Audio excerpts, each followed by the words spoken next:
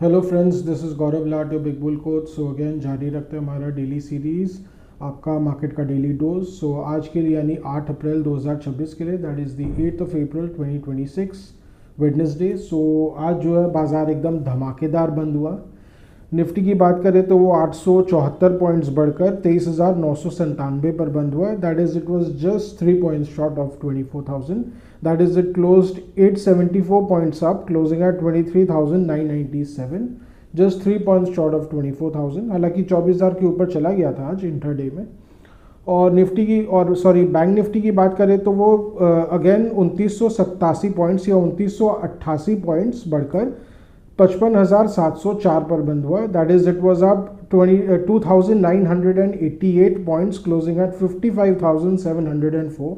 यानी bank nifty भी almost 3,000 points बढ़ के ही बंद हुआ। तो एकदम जिसको बोलते हैं ना, आज धमाकेदार दिन था।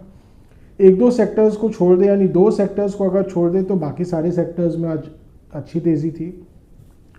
तो अगेन बाज़ार धमाकेदार खुलने की मेन वजह थी कि यूएस ईरान में कल सीज फायर हो गया ओवरनाइट, देर रात को। यानी यूएस मार्केट बंद होने के बाद ही ये सीज फायर डिक्लेरेशन आया।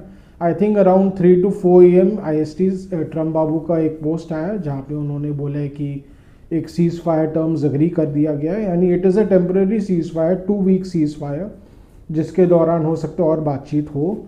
और हालांकि अब इसमें यही निकल के आ रहा है कि ज़्यादातर इसमें यही निकल के आया कि ईरान के जो 10 टर्म्स थे, कम से कम 10 टर्म्स को अमेरिका ने अभी फ़िलहाल के लिए मान लिया है।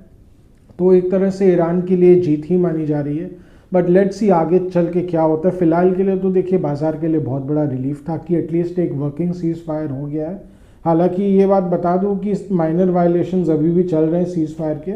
अभी भी सुनने को आ रहा है कि यूएई को टारगेट किया गया ईरान द्वारा फिर से। उसके अलावा इसराइल जो है लेबनान को अगेन टारगेट कर रहा है, बिकॉज सीज फायर अग्रीमेंट में था कि उसमें रिक्वायरमेंट था ईरान की तरफ से कि लेबनान को और टारगेट नहीं किया जाएगा फर्दर।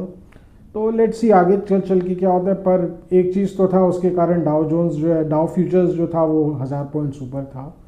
एंड उसके कारण गिफ्ट निफ्टी भी 800 पॉइंट्स से ज़्यादा बढ़ के था। सो कल अगर रात को बात करें तो गिफ्ट निफ्टी जो है लगभग 150 पॉइंट्स के आसपास गिर के बंद हुआ था। यानी कल जो देर रात क्लोजिंग थी गिफ्ट निफ्टी की, पर चूंकि एकदम लेट अर्ली मॉर्निंग आवर्स में एक सीज फायर डिक्लेरेशन हो ही गया, तो उसके कारण लगभग गिफ्ट निफ्टी जो है वो 850 पॉइंट्स के आसपास बढ़ा हुआ था। And it indicated that 700 points के आसपास इंडियन मार्केट्स बढ़ के खुलेगा। और प्री ओपनिंग ने भी वही कंफर्म किया, मोरलेस वैसा ही हुआ। सो निफ्टी जो है वो 24,800 के ऊपर ही खुला and it manage to remain study. और ये बात अलग था कि बेस की तो एकदम बैंड बज गई। सो लग रहा था कि क्या पता एक बार प्रॉफिट टेकिंग आ जाएगा खुलते के साथ ही, पर ऐसा कुछ अगेन नहीं हुआ। तो मुझे भी एक बार लग रहा था क्या पता एफआईज एकदम डेस्परेटली भर भर के बेचने आ जाएंगे, उनको तो डेस्परेशन मचा हुआ है जैसे बेचने का। पर अगेन आज ऐसा कुछ हुआ नहीं। So it was good. अगर बुल्स के पॉइंट ऑफ व्यू से देखें, एक इन्वेस्टर के पॉइंट ऑफ व्यू से देखें तो बहुत ही अच्छा था। तो मार्केट एकदम बढ़ के खुला। हाँ, जिन्होंने कल शॉर्ट्स कैरी किया होगा तो उनके तो फिर क्या ही बोलना। उनका तो जिसको बोलते हैं ना, ये मार्च फर्स्ट वीक में जैसे बैंड बजी थी जब इंडो यूएस फरवरी फर्स्ट वीक में जब Indo US trade deal announce हुआ था, तब जो अगले दिन बैंड बजी थी बेयर्स की, तो वैसा ही हाल हुआ। सो मार्केट जो है manage to hold on to its gains. हालांकि जैसे जैसे दिन आगे बढ़ा, आईटी सेक्टर और मेटल्स, इन्होंने तो मोस्टली अपने सारे गेन्स दे दिए दिन के। In fact metals were red and it was expected because metals already बहुत बढ़े हुए थे। उसके अलावा आईटी सेक्टर में भी मैंने कल बोला था क्या पता ऊपर के लेवल से प्रॉफिट टेकिंग आ जाए, बिकॉज ऑलरेडी एंटिसिपेशन में इतना बढ़ चुका है। तो ये भी एक फैक्टर है। और उसके अलावा देखिए मार्केट में आज आरबीआई का मीटिंग था। हालांकि it was totally overshadowed by the US Iran cease fire, पर फिर भी एंड इट वाज डॉविश। तो लग रहा था कि हो सकता है अगर suppose US Iran cease fire नहीं हुआ होता तो क्या पता कुछ जो मीटिंग का आउटकम भी डिफरेंट होता है। बट मीटिंग का जो आउटकम ये तो डिसाइडेड ही था कि रेपो रेट अनचेंज रहेगा फिलहाल के लिए। पर जो आरबीआई गवर्नर का जो कमेंट्री था उसमें उन्होंने उनका कहीं ना कहीं डॉविश स्टैंड निकल के आया है। अब डॉविश स्टैंड का मतलब यानी डव यानी पीस। सो बेसिकली अब वो यही प्रोजेक्ट कर रहे हैं कि फ़िलहाल के लिए अभी जो आउटलुक है आने वाले इस ईयर में कोई और रेट हाइक नहीं होगा फिलहाल के लिए। सो मार्केट के लिए अगेन ये बहुत पॉजिटिव था बैंक्स के पॉइंट ऑफ व्यू से कि और कोई फर्दर रेपो रेट हाइक नहीं होगा, तो अभी आराम से आप एकदम लो रेट्स में आप होम लोन्स बांटते ही रहिए आराम से। सो बेसिकली रेट हाइक्स नहीं होंगे तो बहुत ही अच्छा है। तो बेसिकली कर्ज आपका लेंडर्स के लिए अच्छा है और for prospective loan takers loan seekers उनके पॉइंट ऑफ व्यू से भी बहुत अच्छा है। सो ये तो देखिए कहीं ना कहीं कंज्यूमर सेंटिमेंट को थोड़ा अच्छा रखने के लिए भी था।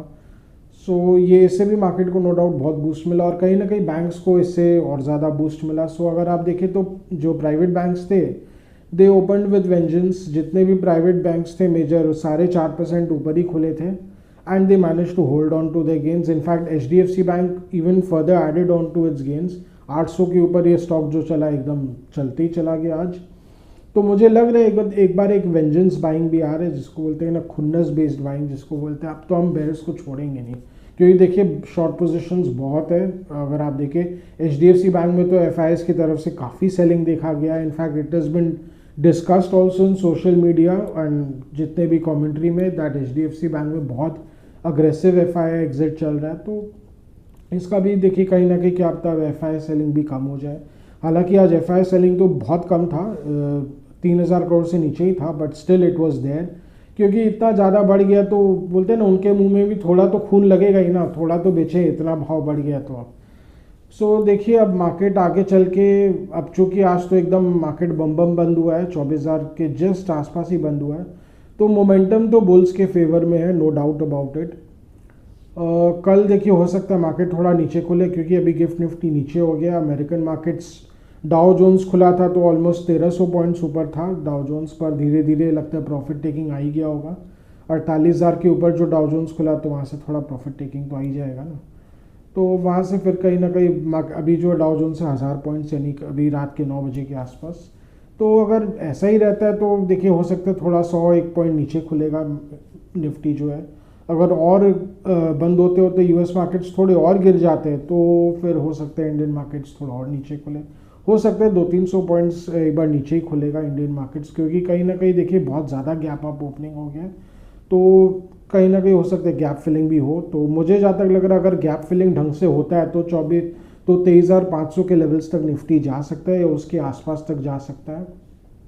अगर ये मोमेंटम कल भी मेंटेन रहता है यानी बुल्स एकदम स्टेडिली बढ़ते रहता है, अगर 24,000 के ऊपर चल जाता है निफ्टी तो देखिए इमीडिएट टर्म्स में 24,250 वो एक मेजर रेजिस्टेंस लेवल हो सकता है because that is the 50-day moving average.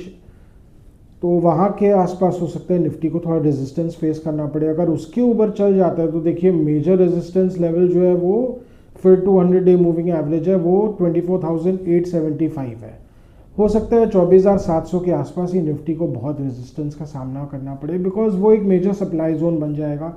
जो नीचे से ले अगर 22,500 के आसपास जिन्होंने पोते किया होगा यानी लॉन्ग किया होगा शेयर्स बाय किए होंगे वो भी हो सकता है काफ़ी ऐसे लोग होंगे जो short term medium term traders हैं या इन्वेस्टर्स हैं, तो वही प्रॉफिट टेकिंग करने आ जाएंगे 24,500 के आसपास। तो वहाँ तक इमिडिएटली उसके ऊपर बढ़ना बहुत मुश्किल लग रहा है। तो वहाँ से अगर निफ्टी वापस घूमेगा तो वही 24,000 के आसपास आता हुआ दिखेगा। अगर कल इमीडिएट टर्म्स में निफ्टी एक बार करेक्ट करता है तो मैंने बताई 23,500 तक निफ्टी करेक्ट कर सकता है, पर वहाँ पे मुझे लगता है फिलहाल के लिए हो सकता है अगर वहाँ तक जाएगा भी तो DIs की बैंक तरफ से बाइंग सपोर्ट आ सकता है। FIs तो थोड़ा थोड़ा बेचेंगे और उसके अलावा देखिए FI बिहेवियर आगे चल के कैसा क्या रहेगा वो भी मार्केट को काफ़ी इम्पैक्ट करेगा।